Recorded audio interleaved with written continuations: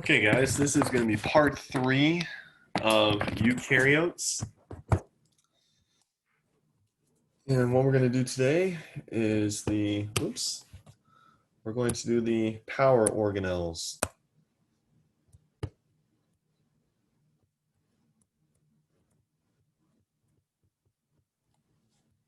So, we're going to talk about how the power organelles came to be and what they are exactly.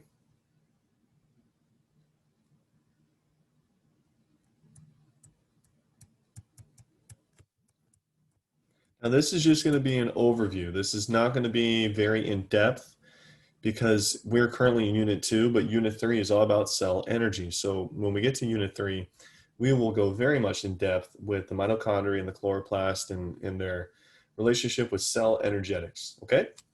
So let's talk about the first energy organelle that came into existence, and that was the mitochondria, the powerhouse of the cell. We've all heard that before, the powerhouse of the cell. Mitochondria, a few things. This came first because all eukaryotes have them.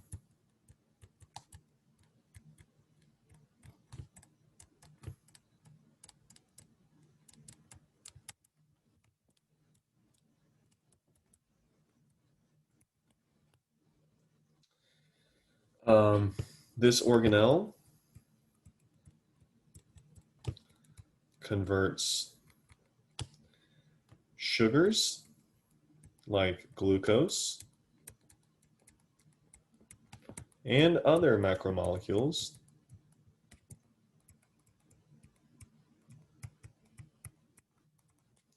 into ATP. This whole process is known as cellular respiration. Whenever you hear the word respiration or respire, that means that it needs oxygen. But as I said, we will get into that much later. So, on that idea, the mitochondria is the site of cell respiration.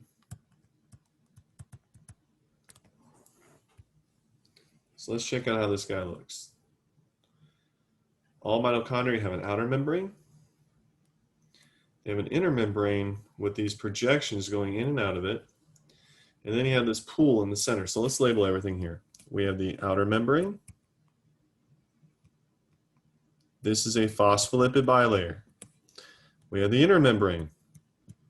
This is also a phospholipid bilayer. This space here is called the intermembrane space. It's just a gap between the two membranes. These projections, like what you see here, they're part of the inner membrane, and so we also call them cristae. Cristae, C-R-I-S-T-A-E, cristae. And inside this pool-like area, oh, that looks like an X, is the matrix. All right? So, within the mitochondria, you produce ATP. This process is called chemiosmosis. It is the process by which ATP is made. You use an electrochemical gradient to do cellular work. Now, what the heck does that mean? Well, I'll break it down for you. Hydrogen ions, and for those of you that haven't taken chem before, hydrogen is the most common element in the universe, and when it has a positive one charge, it's called a hydrogen ion.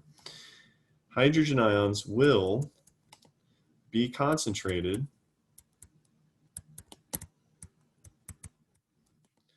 in the intermembrane space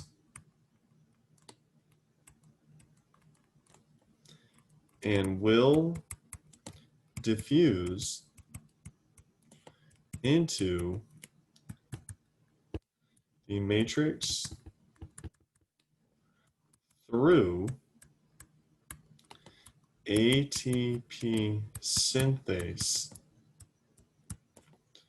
creating ATP. So there's a lot there. I'm not just going to leave that unaddressed. So first off, I want you to focus on this.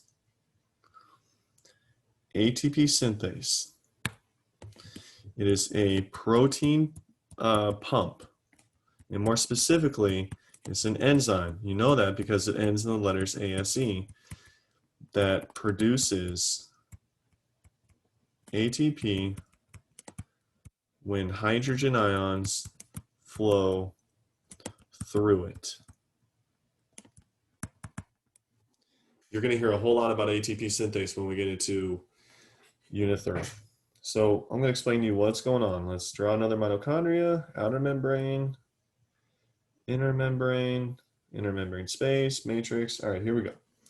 So in this intermembrane space, I'm going to draw a lot of hydrogens.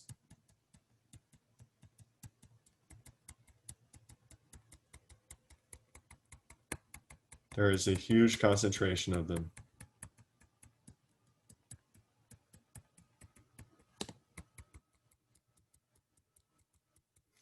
And inside the matrix, there's hardly any at all.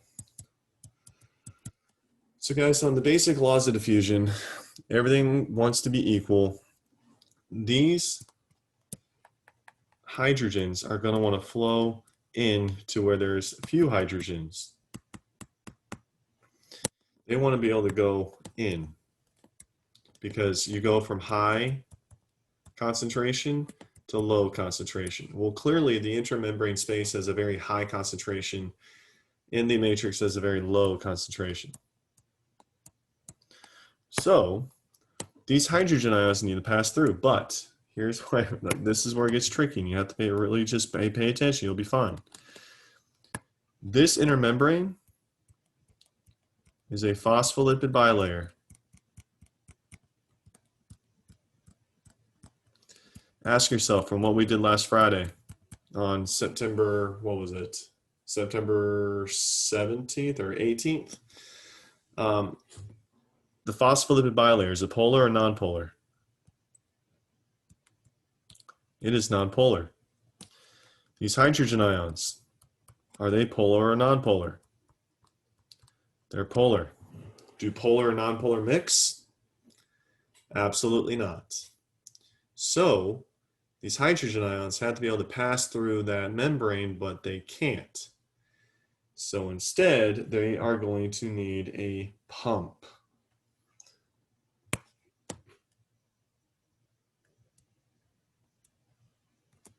Those green lines are going to represent our ATP synthase. Okay? Hydrogen ions are going to pass through. And every time they pass through, they produce ATP. To give you a better idea of how this looks, let's zoom in.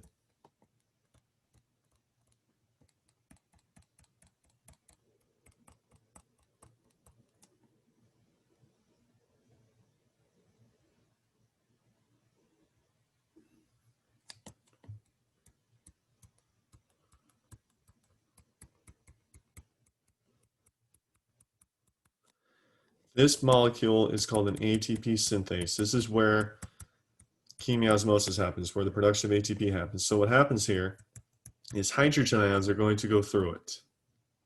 And every time hydrogen ions go through it, ATP is produced.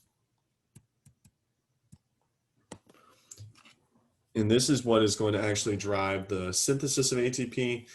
And you're going to have a lot of ATP. It really just depends on how much sugar that you've eaten, because the more sugar, the more hydrogen ions, and the more that the more energy the mitochondria is going to be able to make.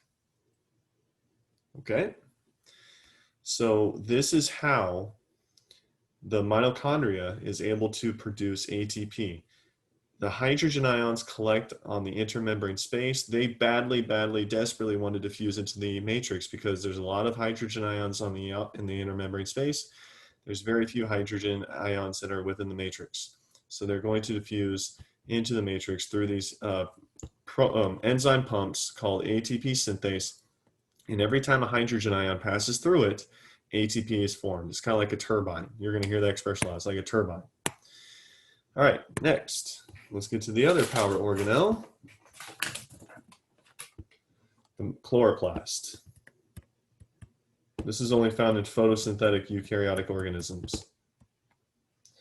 As you all should know,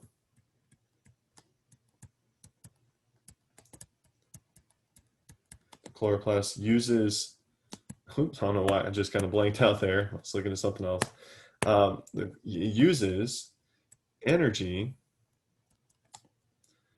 from the sun to create ATP and eventually sugars like glucose. And obviously the chloroplast is the site of photosynthesis.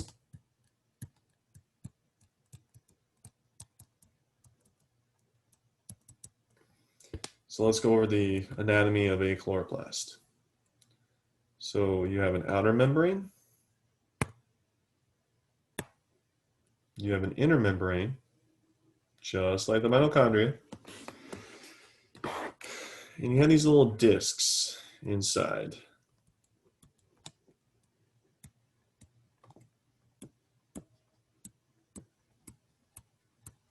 Okay, so let's just go over some basic structures. We have our outer membrane. We have the inner membrane. There is no intermembrane space. You have one of these discs called a thylakoid. You have this open space within the chloroplast called a stroma, and a stack of thylakoids is called a grana or granum. All right. Now, I want to really focus on this thylakoid, okay? So I'm just going to draw one of these discs. We're going to zoom in on this guy. Now, if I were to actually zoom in even further on that membrane, guess what it is? If you said phospholipid bilayer, you are correct. If you haven't picked up on this trend, most membranes are a phospholipid bilayer. And tell me again, guys, is a phospholipid bilayer polar or nonpolar? It is nonpolar. Remember that the interior are lipids, and lipids are nonpolar. They do not interact with water at all. So, the thylakoid membrane has ATP synthase molecules.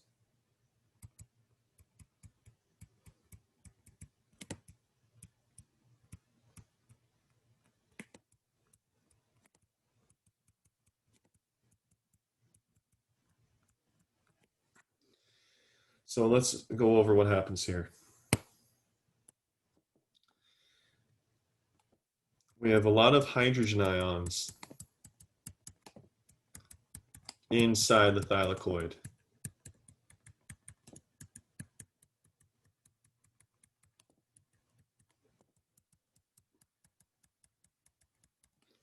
And we don't have a whole lot of hydrogen ions on the outside. So based on the simple laws of diffusion, you're going to want to have all these hydrogen ions that are on the inside, which is a high concentration, compared to the outside, which is a low concentration. They're going to want to diffuse out to go from high to low. But here's the problem. The membrane is nonpolar. Hydrogen ions are polar. They have a charge. It's not going to work. So what do you need? You need ATP synthase pumps. Okay? So just like what you saw with the mitochondria, these hydrogen ions are going to pass through, and ATP is produced with every hydrogen ion that passes through the membrane, or passes through the ATP synthase. So what happens here is energy from the sun is used to pump hydrogen ions into the thylakoid space. The thylakoid space is the space within the thylakoid.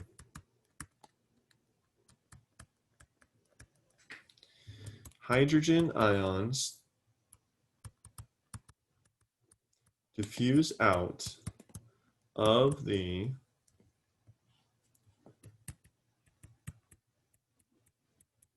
thylakoid space through the ATP synthase, creating ATP.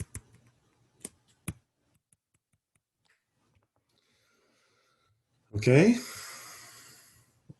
Now, to understand what's going on here, and you guys will learn this when we get to Unit 3, photosynthesis has 2 stages. So if you're wondering, I thought the mitochondria was the powerhouse of the cell. The plants do photosynthesis. Why are they making all this ATP? Photosynthesis has 2 stages. Stage 1, you convert solar energy, which is the sun. I don't know why I just wrote that twice.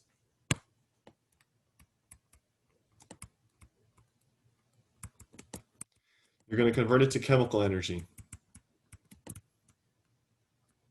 That chemical energy is ATP. So that's in step 1. You're making ATP. In step 2, you use the ATP to make sugar. So in step 1, you're basically making the energy. In step 2, you're using it.